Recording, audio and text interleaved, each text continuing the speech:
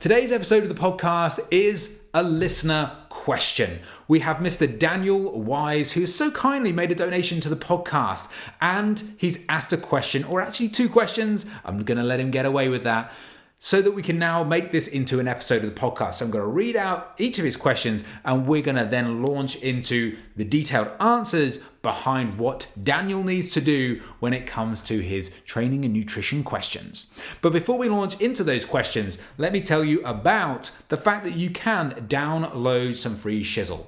You can access my free online calorie calculator. You can get a free calorie guide once you do that. You can get a guide to managing your cravings once you do that. You can also get some free recipe packs and a free 4-week training program, all from just using a free online calorie calculator that's going to tell you how many calories you need in order to achieve your goals. Absolutely freaking awesome. Link is in the show notes. And also, if you want to make a donation yourself to the podcast and ask a question that gets turned into an episode, then click the link that's in the show notes, leave a little donation, and then ask a question in the notes section. When you do that, I'll pick that up and I'll turn it into a question and answer session, just like this question with Mr. Daniel Wise.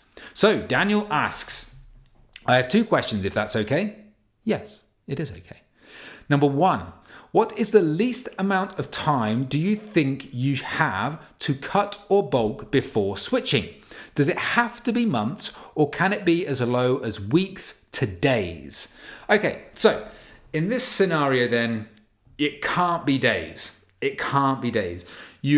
It's not enough time to see any meaningful progress in either direction. So if you're trying to lose body fat, work off of the proviso that, roughly speaking, like very, very roughly speaking, 7,700 calories of a deficit is needed to lose a kilo of body fat. So if you're working off that, again, like 550 calories a day of a deficit would get you a kilo of fat loss over a 2-week period. So again, just by dieting for a day, it's not really going to have any meaningful amount of fat loss that you're ever going to notice on your physique.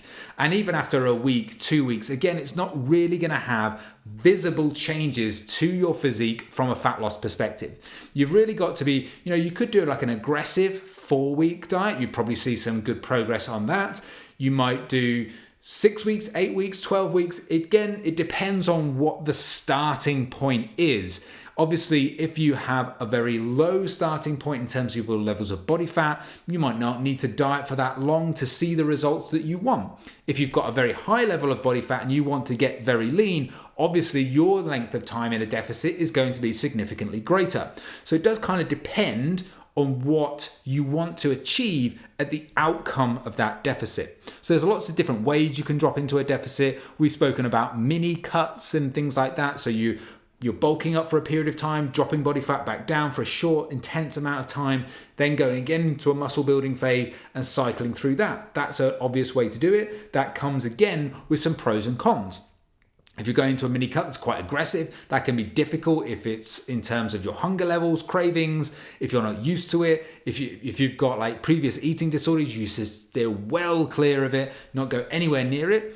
And again, starting from what's your starting point, what's your base level, and what's also the best rate of progress for you to adhere to. So I mentioned 550 calories a day, but for you, that might be too big of a deficit. So then I have to say, right, okay, understand like the mechanics of what's going to happen here, but what's right for me? What's going to be the sweet spot for my calorie deficit in order for me to see sustainable results?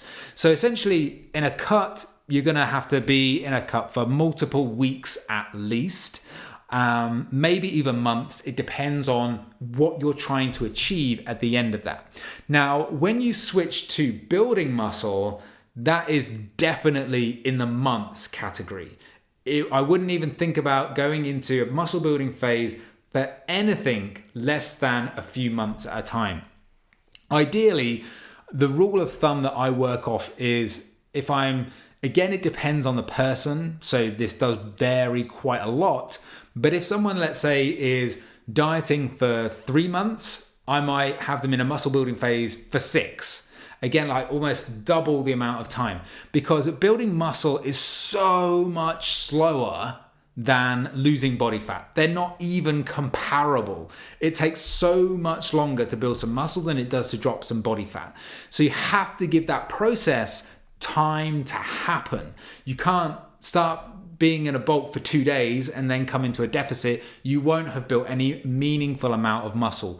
You need to be progressively overloading over the course of time. You need to be recovering and again start hitting those weights and progressively overloading that muscle. And that progressive overload is only going to happen over the course of weeks and months. You just can't do it in a short period of time. So really when it comes to that, you have to make sure that your muscle building phases are long enough for you to generate and to see some level of adaptation. And again, it depends on where you're starting from, because if you are, let's say you're an advanced lifter, you are gonna have to toil away for weeks, months and months and months to get even the smallest amount of muscle growth. Whereas if you're a complete newbie, you can get muscle built relatively quickly. It's still going to be slower than fat loss, but relatively quickly. So you might get to some semblance of your goal relatively in a speedy fashion, but it's still going to take you months to get there. And most people, it's going to take them years. Most people, it will take them years to actually build the level of muscle that they want. Even these people who say, well, I don't want to get too bulky or don't want to look like a bodybuilder. Don't worry, you won't. Because even if you trained absolutely optimally for a couple of years, you probably still wouldn't look anything like a pro bodybuilder. Even if you went to 3 years, 4 years, 5 years, you probably still wouldn't look anything like a pro bodybuilder. So don't have that as your kind of like yardstick for anything. So to answer the question, is that days, no, weeks, maybe on a fat loss phase, but definitely months in most cases for both a cut and a bulk. And again, it depends on where you're starting from and what the end goal is that you've got in your mind that you want to try and achieve. Okay, so Daniel's second question is, when you talked about newbie gains, which I just did just then, do you think that can be applied to a specific muscle? Or only if you are new to training in the gym? Just thinking, if you only train legs, do you think that when you go to train arms, you get the quick newbie gains? Or even as specific as like never train lats or traps, those get a boost? Okay, it's an interesting question.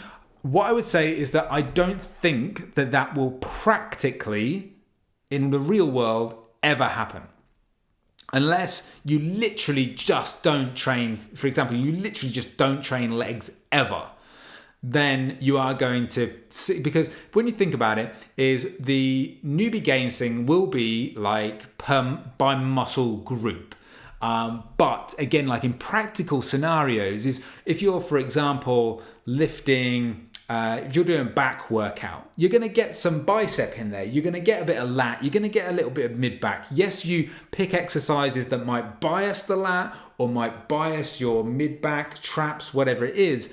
You are going to have some recruitment of those muscles along the way. So they are going to respond. It might not be through direct volume. It might be that they are a small contributing factor to that particular muscle, but they are going to respond and they are going to grow, and you are probably going to see those newbie gains. So even if you don't do, for example, you do full workouts, but you don't ever do a tricep extension or a specific tricep exercise, all the pushing and the pressing that you're going to do is going to build your triceps up. Because you are a newbie, your body is not used to all of this sort of stuff. So you are going to respond in comparison to someone who's more advanced relatively quickly. Now, the only scenario where I could see that you would have this thing of, okay, well, I've achieved some newbie gains on my upper body or maybe not my lower body, is if you literally just did nothing on your legs. You'd never train them whatsoever. You didn't even go anywhere near something like, you didn't go like deadlifts or anything like that, which has got a little bit of other muscle groups in it.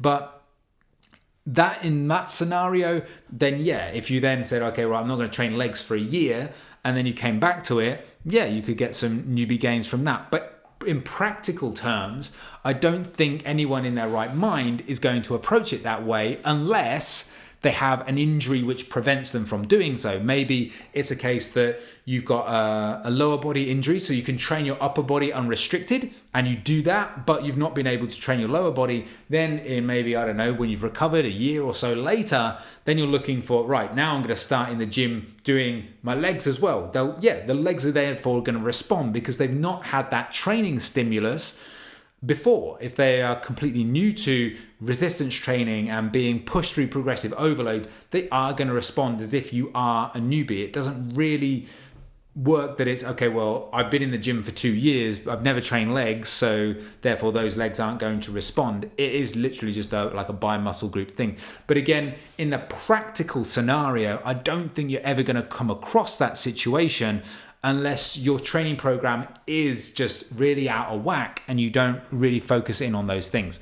So to answer your question, Daniel, in terms of the need or the idea that newbie gains can be applied to a specific muscle, yes, kind of, but I don't think it's really a practical scenario you're ever going to get into unless, like I said before, there's a specific reason why you've just neglected whole entire body parts for a whole portion of the time, and even then when you've neglected them, that they haven't had any secondary volume from other exercises as well. So that's what I would say on that one. Thank you for your questions, Daniel. Thank you for contributing and donating to the podcast as well. So if you, like Daniel, want to ask a question on the podcast, click that link, give a little donation, because the donations help to actually keep the lights on, literally keep this massive light on that's in my face right now, and helps me to invest in new equipment that makes the podcast sound better, look better, and reach more people all across the world, so we can get some shit hot guests on and stuff like that. It's all into the melting pot of making this thing happen, and making it is what it is. So if you want to do that, link is in the show notes. If you just want to grab some free shit, you can do that as well. Link is also in the show notes. But for now, all I'm going to say is thanks so much for listening. Thanks so much for watching. Keep living the lean life, and I'll see you for the next episode of the show.